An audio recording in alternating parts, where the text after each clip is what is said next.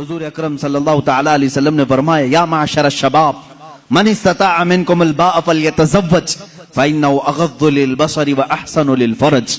اے نوجوانوں، تم میں سے جس کی استطاعت ہے چاہیے کہ وہ نکاح کر لے، اس لیے کہ نکاح تمہاری آنکھوں کو بچاتا ہے، تمہارے شرمگاہ کی حفاظت کرتا ہے. اور یہ دو چیزیں ایسی ہیں جو بڑی ڈینجر ہیں، آنکھیں بہکتی ہیں اور شرمگاہ زنا کرتی ہے. یہی دو چیزیں ہیں جو انسان کو تباہی و بربادی میں لے جاتی ہیں. اس کا سولوشن نکاح ہے.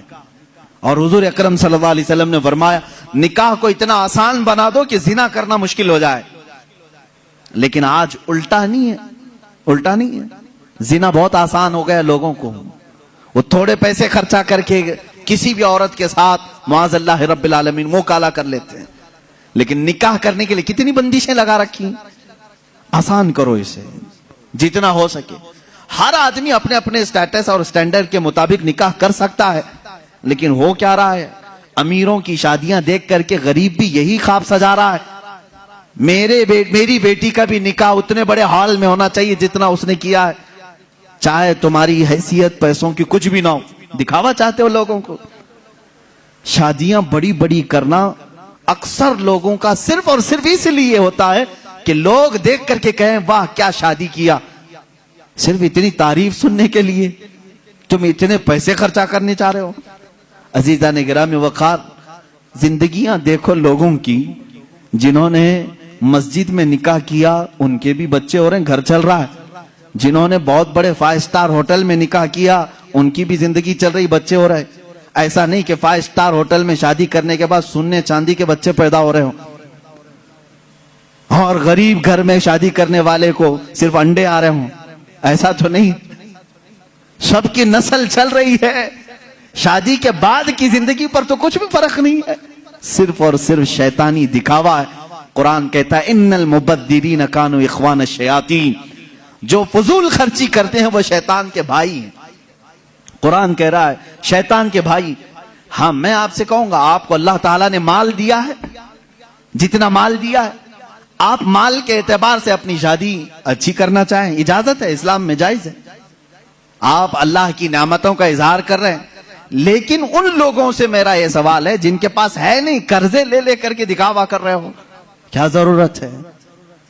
کیا ضرورت ہے؟ اگر لوگ تمہیں کہتے ہیں کہ ارے بہت چھوٹی شادی کیا تو لوگوں کو کہنے دو، اس لیے کہ شادی ان کے لیے نہیں کیا، تمہارے داماد کے لیے، بیٹی کے لیے کیا ہے. میاں بیوی جب دونوں راضی ہیں تو ان دونوں کے متعلق کیا تمہارا ٹینشن ہے، کس بات کی فکر ہے؟ عزیزان گرامی وقار، حضور اکرم صلی اللہ تعالی علیہ وسلم نے جن کی شادیاں کی ہیں کن باتوں پہ کی؟ ایک نوجوان صحابی آئے، کہا نکاح کی خواہش ہے لیکن کون نکاح کر کے دے گا مجھے؟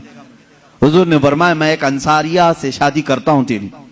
ایک انصار صحابی کی بیٹی ہے لیکن مہر کچھ نہ کچھ لے کر کے آ. ایک چاندی کی انگوٹھی تو مہر میں لے کے آ. انہوں نے کہا اتنی قیمت میرے پاس نہیں ہے.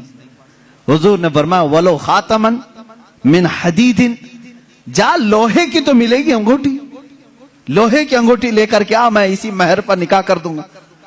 وہ گئے اور انہوں نے کہا حضور لوہے کی انگوٹھی لانے کی بھی طاقت نہیں ہے، میرے پاس ابھی کچھ بھی نہیں.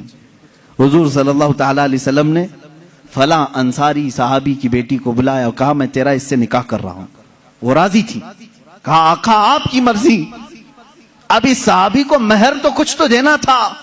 حضور نے پوچھا ہل معک من سور القرآن، کیا تجھے قرآن کی کچھ سورہ یاد ہے؟ اس صحابی نے کہا قضا و قضا یا رسول اللہ، ہاں آقا یہ سورتیں یاد ہیں مجھے. حضور نے فرمایا جا یہ تیری دلہن کو وہ سورتیں یاد کرا، یہی تیرا مہر ہے. قرآن پاک کی سورتیں اسے پڑھا، اسے یاد کرا، یہ تیرا مہر ہے. اس سے زیادہ آسان نکاح کس کا ہوا ہوگا؟